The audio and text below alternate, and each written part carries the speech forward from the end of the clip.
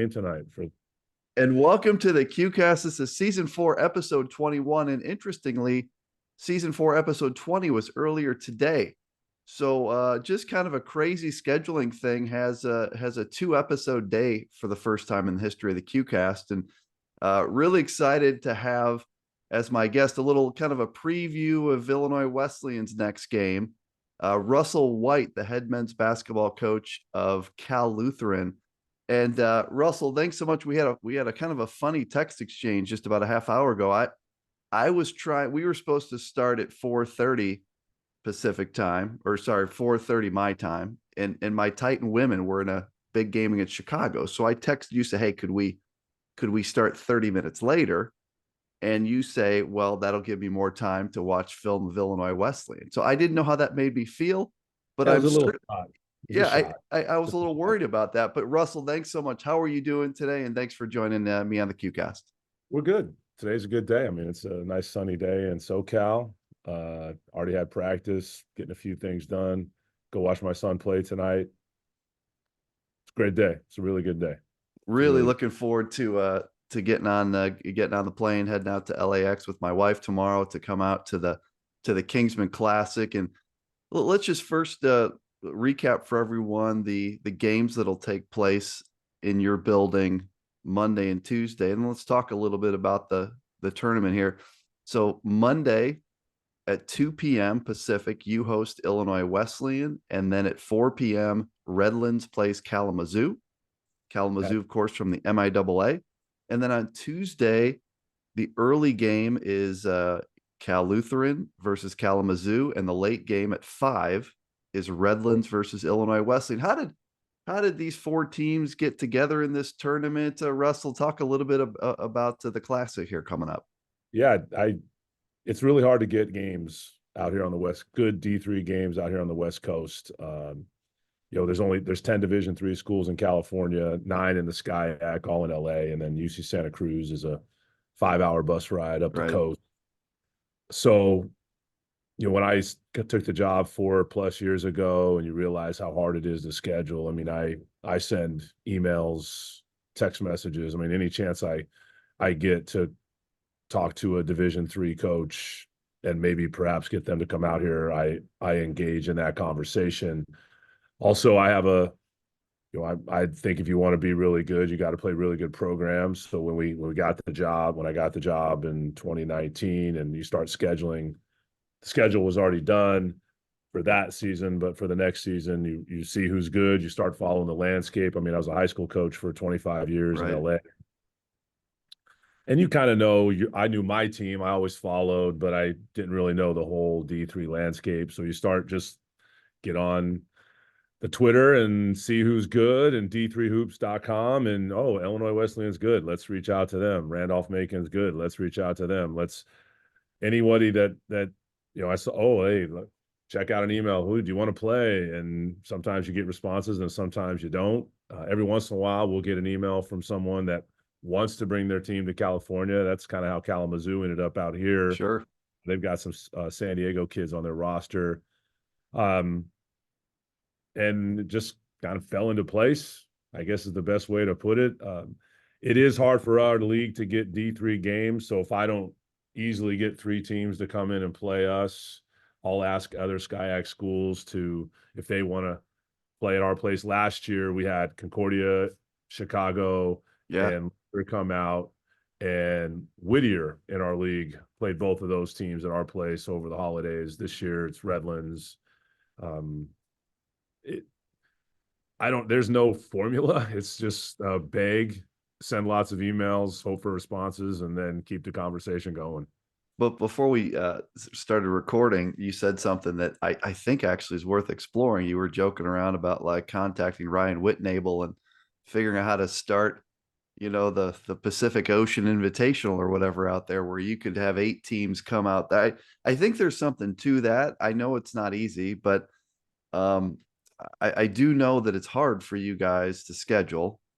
There are several teams that are willing to get on an airplane and come out your way. I guess it's easier if you could set up kind of a monster tournament and get a couple games that way in one weekend. But Is that something you'd consider, is trying to I get together with I people would in your league and creating a big tournament? I would love to do it. And I've thought about it. I've had conversations with coaches in Texas and Washington about trying to do and I'm not the only one, but a Region 10 Yeah. invitational or whatever. But Yeah. we're also trying to run our programs, and to do a big event like that Yeah. It's is hard. obviously a ton of work. And what we really need is a D3 hoops West Coast correspondent Right. to do that, like Ryan does in the That's Great right. Lakes area.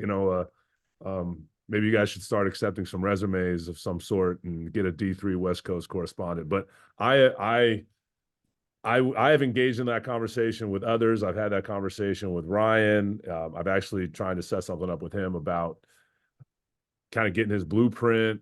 Obviously, you gotta fund it. You gotta have the Right. facilities. I mean, there's I got some experience in running some events, but nothing that big.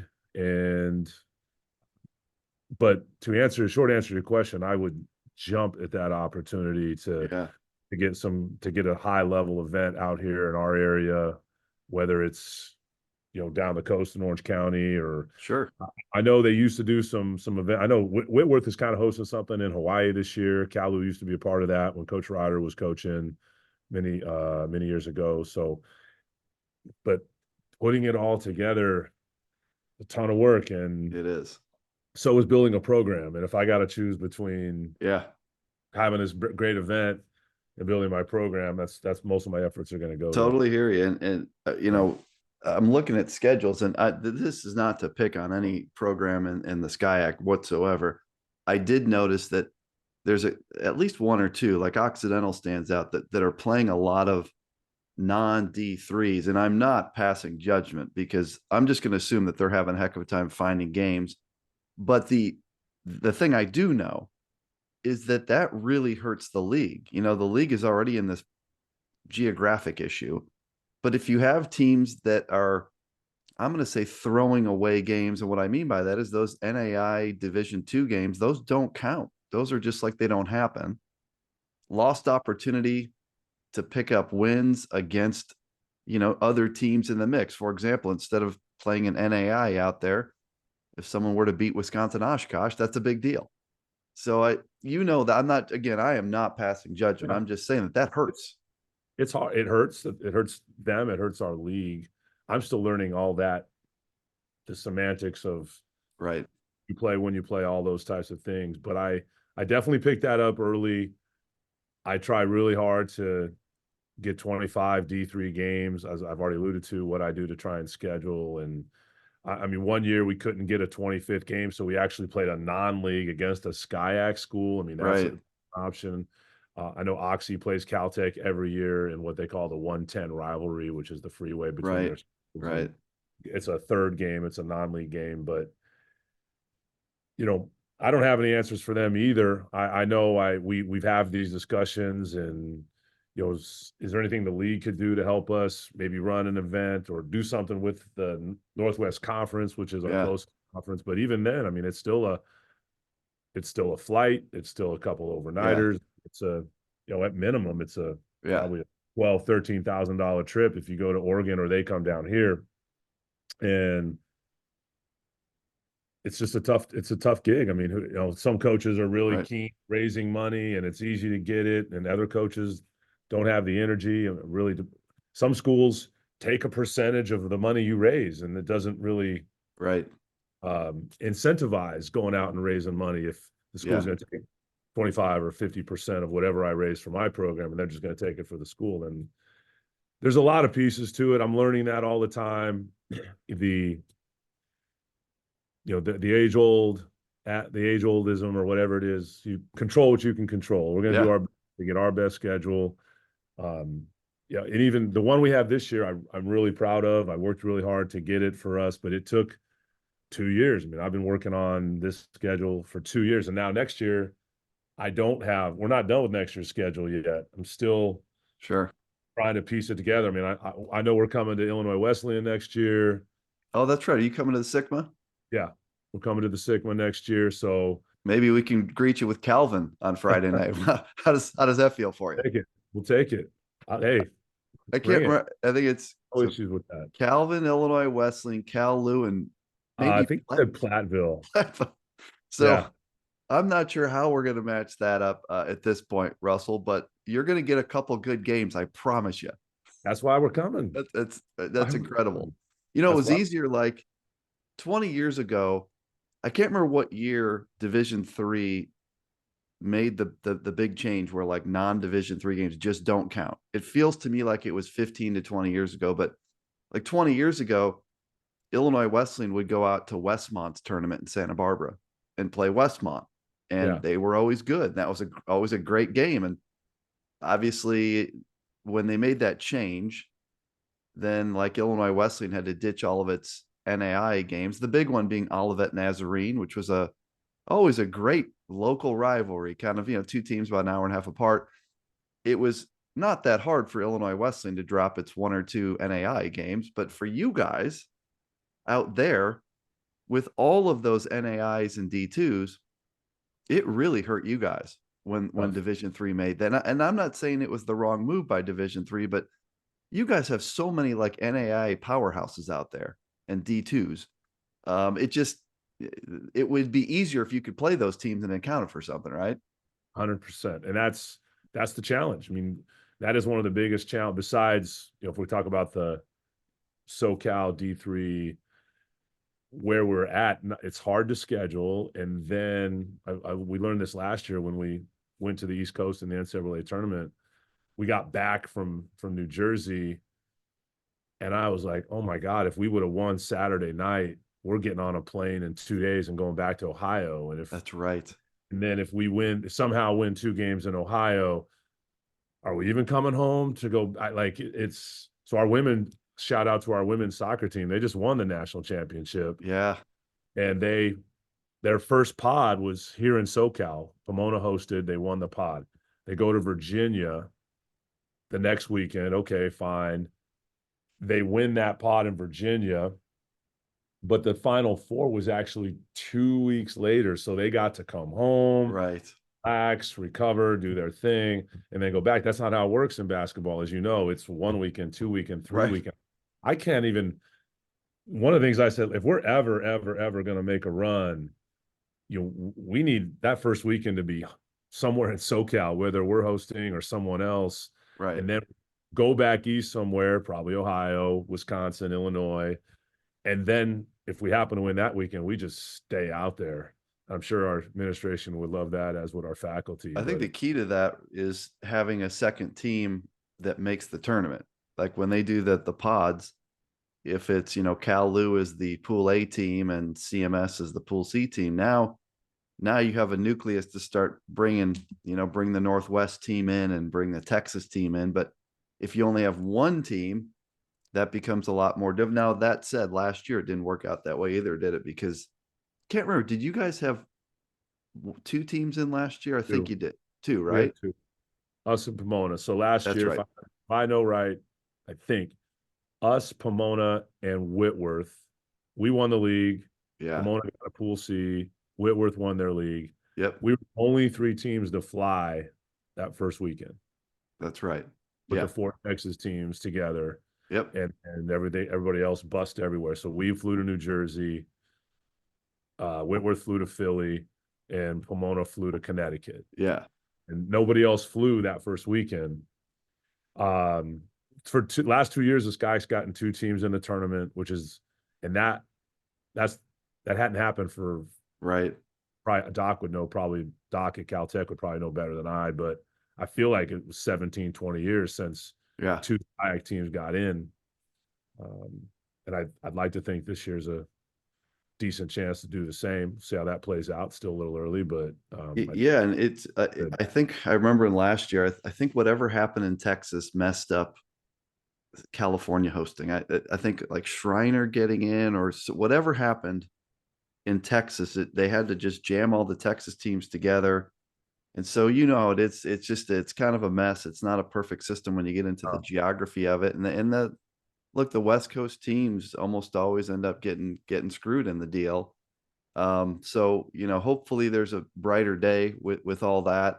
Um, let's talk a little bit about, I want to talk about last year first, because I remember watching that when you beat Redlands in the conference AQ game, the conference tournament game, that was at Redlands, wasn't it?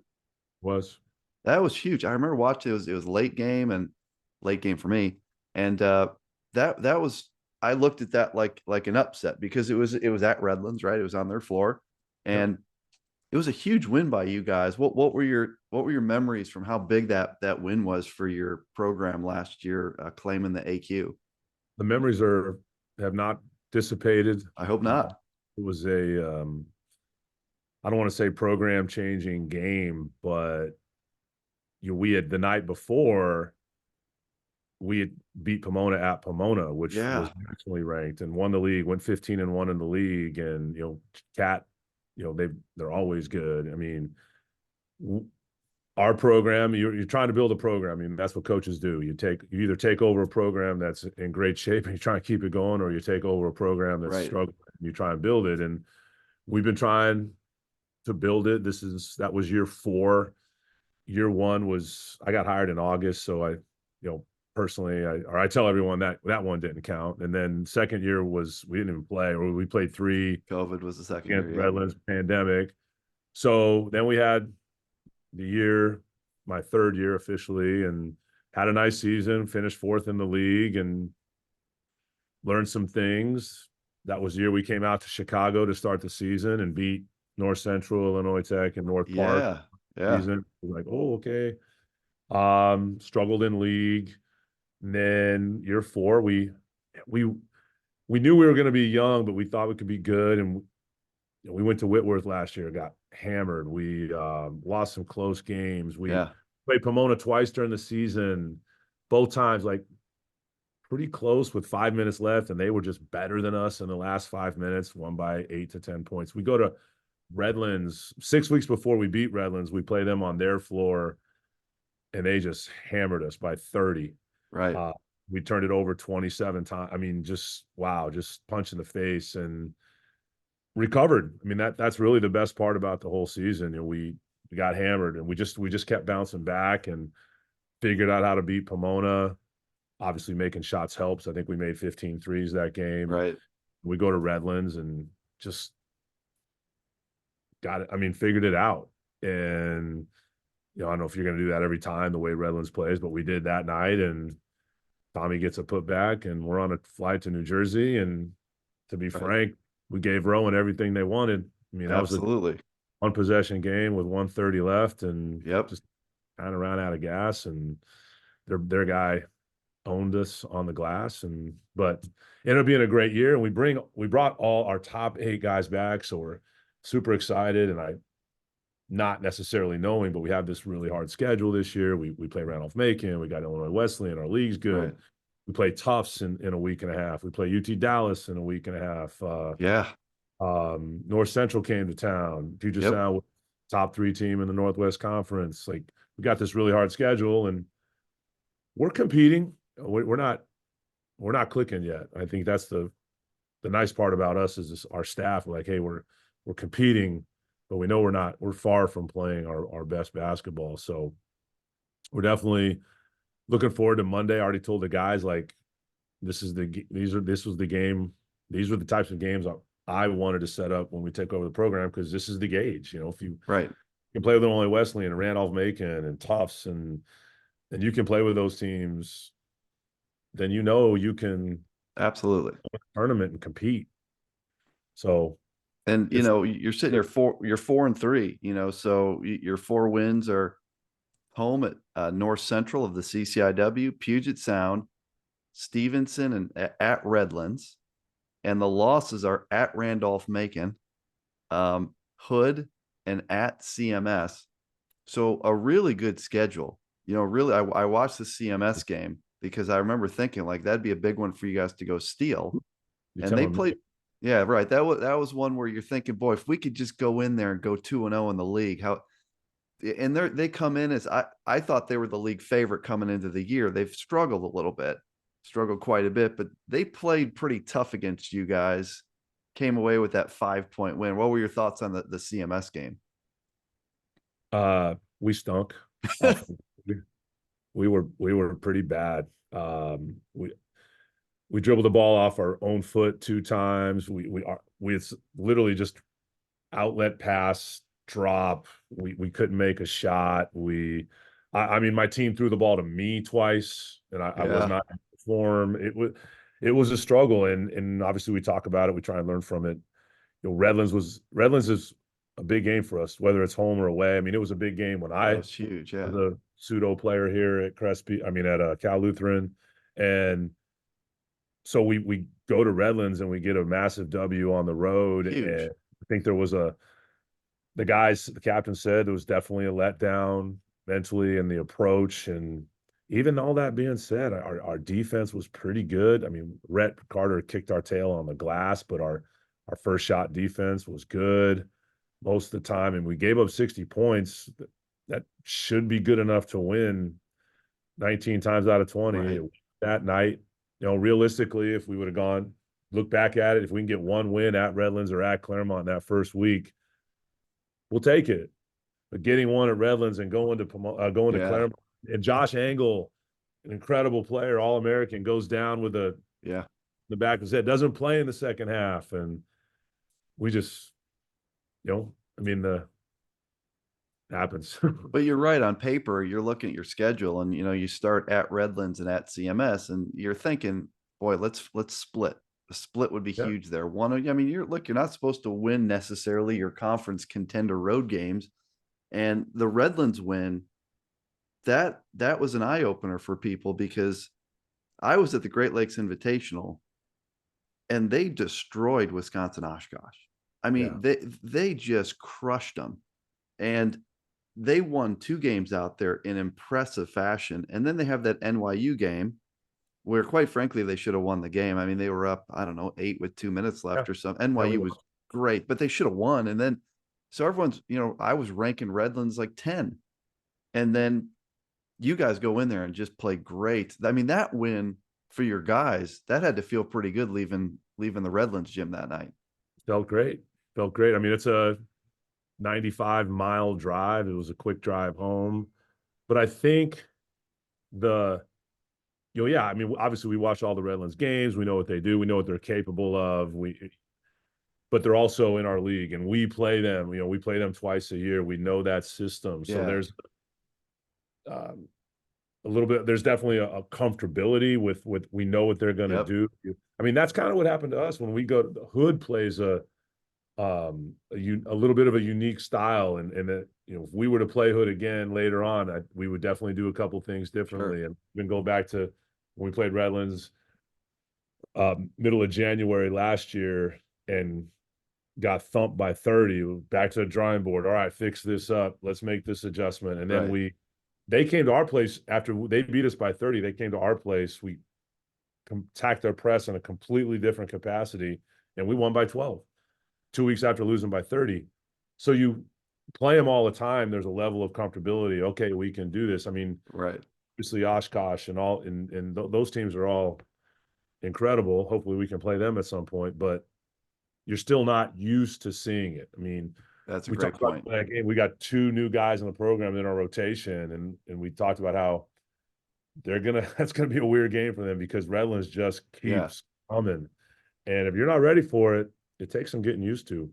It's a great point. I've seen Eric's style in person over a long period of time. We had 2 pretty legendary games with them when he was at Puget Sound. One was the Elite 8, the game to go to the Final Four. When he was number 1 at Whitman, I want to say we played him in your gym. I think it was in your gym. It was a buzzer beater kind of game. 105, 103, I think. I was talking to Rose about this morning. Yeah, it was a great game.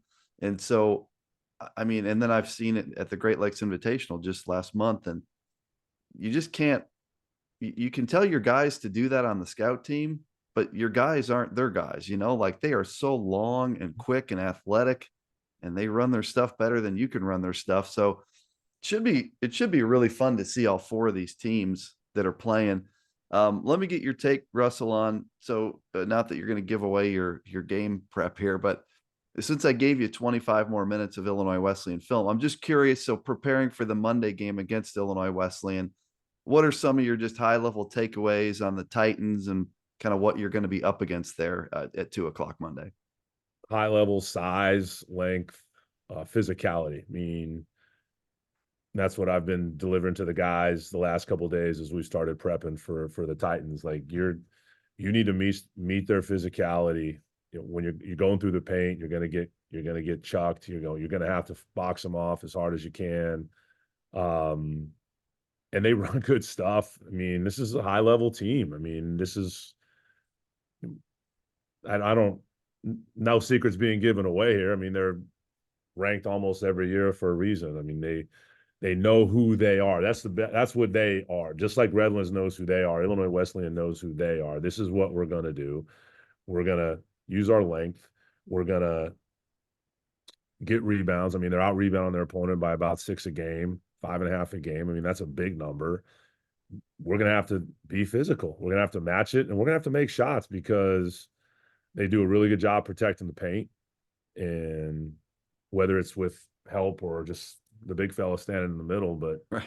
we're gonna have to make some shots. But you got to do that to beat anybody that's any Yeah. good. I mean, Yeah. it's no secret, but I do think the physicality is something that we're gonna have to match. And not that I mean, we play physical with Sure. Redland. I mean, but it seems like the guys for Wesleyan are just a little bit bigger. You know, their wings are 6'5", and most of the wings in our league are 6'2", 6'3". I mean, there's an occasional exception, but it Right. feels like they're much bigger across the board.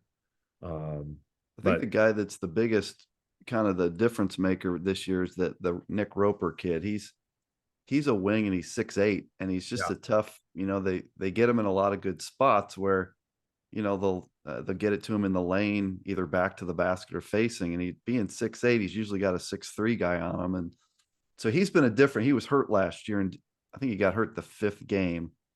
And of course their point guard that came back home from Division I, that has helped this year. It should be a great game. I mean, I really do feel like when I watched Caldu played North Central, and you were in a physical game with North Central. I remember watching, that was your opener, right? North Central, his first game. yep. I remember watching that game, and North Central struggling a little bit right now, but I still think they play a physical brand of basketball. And I thought your guys matched that really well in that one. So yeah, that should be a good one. And then what do you know about Kalamazoo? You're playing Kalamazoo Tuesday. Do have you had a chance to dig into them yet, or do you start that Monday night after you're done? Personally, I haven't yet. I'll probably, we're obviously now we're done with Illinois Wesleyan. We practice tomorrow, and we'll continue to get our shots up and prep. But I'll probably start watching. I'll peek at Kalamazoo. I know our staff is diligently put that scouting report together. They've watched them multiple times. I have not taken a hard look at them at all. I mean, I've looked at the stat sheet, looked at the roster, but that'll be a little bit tomorrow, and then get after it hard Monday night, Tuesday morning, and adjust. It's kind of like it's kind of similar to NCAA tournament prep, right? Is like you Exactly. didn't, whoever was after Rowan, you didn't watch either of those teams. Maybe you had your assistants paying attention, but you didn't. And similar thing is you're gonna beat Illinois Wesleyan, and then you're gonna move on to Kalamazoo. And it's exactly what I told our guys today. Like, yeah. hey, we're Monday night, we'll get together and start talking about Kalamazoo and do a shoot around that morning. But this is exactly like an NCAA tournament. If you're going to play on a Friday night and you're lucky enough, good enough to win, you start prepping that night for your next opponent. If not, you lose. You start prepping, start packing to go home. Absolutely. A couple more things. I know you've got stuff going on. I want to be respectful of your time. The SCIAC, we talked about that a little bit, but just where the standings are. You got Pomona Pitzer's 2-0, and they're undefeated on the season. And these are just conference standings. I have Occidental's 2-0, Laverne's 1-0, Chapman's 1-1. You guys are 1-1. CMS is 1-1. Redlands is 0-1. Whittier's 0-2, and Caltech's 0-2. I really struggled with what to do with the league on my top 25 ballot. I think I ended up talking myself into CMS being the favorite. Over the summer, I thought it was Redlands, And then I heard they had these injuries, and it scared me away. I didn't really know what to do with you guys until I saw you play. And Pomona Pitzer, I wasn't sure. So I don't know how, Coach. What do you make of, like, I don't know, who's the favorite in the league? I'm looking at the like 5 teams, and I don't know who the favorite is in your league. Do you?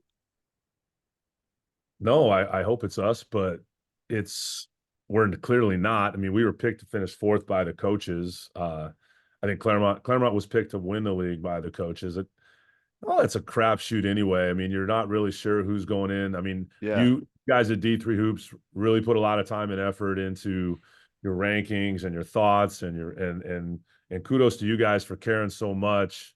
Um, but it's still D3, you know, we don't get the attention. I mean, yeah, you're still not sure who's coming in for each right, team until August, until school starts. And, you know, I think that our league is as good as it's been. yeah, And you know, obviously, I'm not going to talk about any program except ours in our league, but I think the league's as good as it's been in a long time. I've only been sure, in the league for 4 years as a coach. I did play, and again, I use that term loosely. The, I was a player at Calu for a couple of years, and I've always followed even when I was coaching high school out here in LA, I'd always get to 1 or 2 games a year, 1 or 2 practices a year, always followed. Um, but I think the league's as good as it's been in a long time. You were talking about maybe getting 3 bids last year if Redlands, Claremont, and Pomona all did yeah, well towards the end. I think all those teams are worthy at this point. I mean, I think Chapman's better than last year. I think we're better than last year. I think Pomona's as good as last sure, year. Redlands is better than last year. Claremont, obviously, we picked them to win the league, so we all thought they were going to be good. They've struggled a little bit to beat us, so they're not struggling that much. But those 5 teams are um, a challenge, and I hope our league can do well in the non-conference here. I think without I don't know everyone's non-conference record by heart, but I always follow. I always want them to do well because I know if our league's going to make a run in the tournament, yeah, we've got to host that first weekend. And you would know better than I. The last time I know our league hosted in the first weekend, I think my junior year Laverne hosted, so that'd be 1993. wow. I think Laverne hosted. Um, Yeah, I guess there for a while they were sending teams up to like the Northwest Conference, right? Whitworth and Whitman were so dominant. Yeah, your teams were Um, getting shipped up there in those little pods. And I guess you're right. I didn't realize it had been that long. And last year I did. I remember, now that you're saying this, I remember that like Claremont Mud Scripps was to me the next team in, and they didn't get in, right? They did not get picked. And I remember thinking for a long time that the league was looking really good for 3, or at least pretty good. Now that would have been a for sure. Someone had to host, right? Somebody had to host in that model. And but yeah, I agree with you. Like you've got the top of the league. You have a whole bunch of teams where, again, we could argue that this team or the other is the favorite. I think, like, after seeing Redlands again, I was voting them like 10th for a oh, week. we saw, Yeah, we I mean, know, they're good, right? And then you guys we go know. beat them. So you beat them at their place. We know CMS is good. Pomona Pitzer hasn't lost yet, and there's others. Um, Oxy interesting, 2-0. Oxy beat Chapman. right? Right. I mean, Occidental sitting there 2-0. So this is going to be a great year in the SCIC, and these are big games. You know, like you can Monday's game is huge for both teams. For both yeah. teams. Your team, just to talk about a couple guys here. You've got a talented team. You're led in scoring. You're actually pretty balanced. You're led in scoring currently by a 6'2" senior, Devon Lewis, who's averaging 14 points, 4 rebounds, and 2 assists a game. Talk a little bit about Devon Lewis, if you would. Well, Devin is Devin, sorry. senior from Pasadena. You know, it's about 45 minutes from here. Really, really good scorer, particularly in space. I mean, he was MVP of the SCIAC League tournament last year. He had 29 in that championship game against Redlands. He had 27. I might be reversing that when we beat Redlands 2 weeks ago. He had another 27. Um, he knows he needs to get more consistent. I mean, he's averaging 14. He's had 2 games around 30. but that means he's had a couple games not as good. Sure. But last year he led our team, not only lead our team in scoring last year, but he led in assists and steals. The next guy you might want to talk about is Tommy Griffiths, who's also a senior, Yeah. 7, who is really he's shooting the 3 this year. He can finish off his left and right shoulder. Very skilled down low. Probably our most consistent player this year is Brock Susko, Yeah. who is a 13 and 6. junior, kind of fills the stat sheet, shooting a high percentage from the 3-point line. And all these guys have been here. I mean, that's one thing I've learned coaching at this level. It's pretty rare to get a freshman that comes in and really changes your program, because my thoughts are, and you might think differently, but those freshmen that are good enough to come into a D3 program and change your program and take it to a different level, they're getting scholarships. Absolutely. They're going D1. So the way your program is the best program at this level, like in Illinois Wesleyan, they have a development team like we do.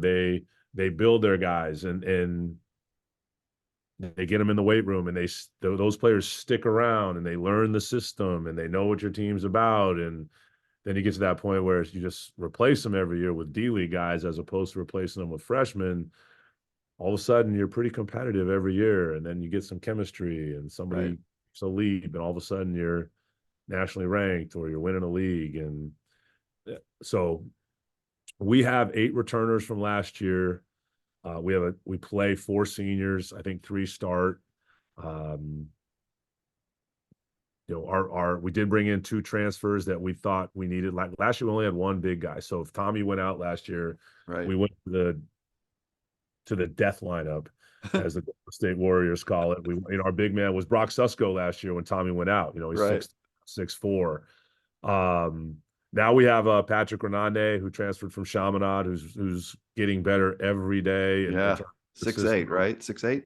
6'8", super, super skilled, can shoot the 3 at a high level.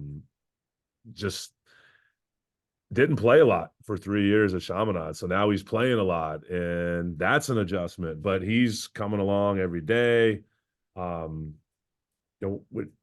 We got a nice team. And then, like I said, when we first started this podcast, we know we're not playing our best. We're not shooting it very well. I think we all thought we would be shooting it at a higher clip.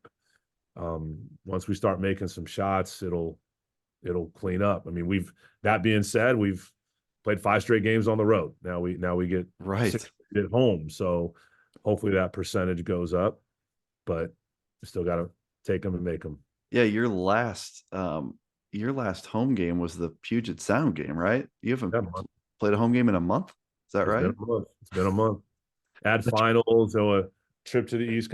And again, like when you're trying to schedule where we are, when someone calls and says, "Hey, we want to play," the answer is yes. It's not, "Hey, can you move it up 2 days? Can you move it back one?" We want to come out to SoCal for the December 15, 16, 17. Done. We have finals. Doesn't matter. We'll take the game. That's awesome. It's so hard. When someone says they're coming out, you just take it. So I try and plan our trips well in advance, so I know we're not playing then. I mean NYU. I reached out to NYU before I forget the old coach. We talked about going out there, and they talked about coming out here. So we kept that conversation going. When Dave got hired, I reached out, "Hey, do you guys want to come out?" And he's like, "Yeah, we're going to come out." And when he decided to come out, we had already planned to go to the East Coast. Oh, man. We missed out on playing NYU when they came out here. That would have been cool. It would have been great. But so the scheduling piece, we haven't played a home game in a month. It is what it is. That's the least of my concern. If we can just get 9 non-conference D3 games, that's a win. And I hope people do understand how difficult it is for the teams out there to schedule versus, like Illinois Wesleyan. You drive 2 hours to go play Wash U, and then you go play 2 hours, drive 2 hours to play Chicago. And, you go up and play Oshkosh, you get on a bus and go 4 hours, you get in the Great Lakes Invitational, you could play Calvin, you could play Hope. I mean, there's just, it's not lovely. hard. Well, that's why when we go, when we went to Chicago, we played 3 games. When we went to Virginia, we're playing 3 games. I mean, we're going to your guys' place next year. And if depending on how things go, like we might go early or stay late and play another game in Chicago or go play another game in St. Louis because it's just so hard to get 9 games. So Yeah. we stay a little bit longer. It costs a little bit more. It's not easy. I mean, playing Hood on the 8th day of an 8-day trip and having to get to the airport 2 hours after the game is a tad stressful at times, but it is what it is. And you get your games, and our guys had a great experience on the trip. And You know we what would just be cool, coach, is like I like to broker games. And if the two podcast people that I've talked to today, think about this. So Illinois College is sitting here 9-0. They're ranked 23. If you needed an extra game next year, I just talked to Coach Schweer about how much they need games and you need games. And how about you go to Jacksonville, which is only an hour and a half from Bloomington? You go Okay. play Illinois College. You come to the SCIAC. That's 3 games. Boom, boom, boom. I'm just saying. What do we think about this, Coach? I give you high marks. What's the fee? What's the fee for brokering games? I mean, It's free. what do you need? You need a round of golf? Is that what it's?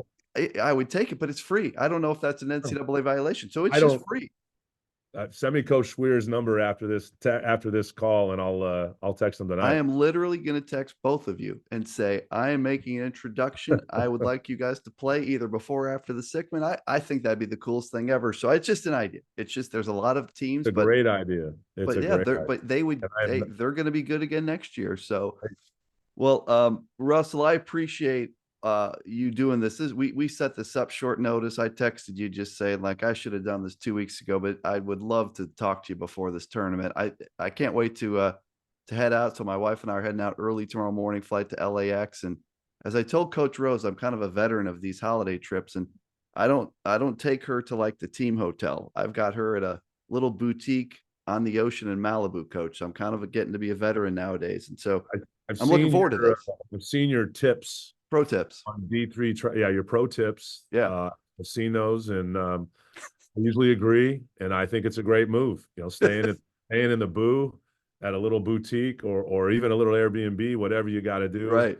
Thousand Oaks is lovely.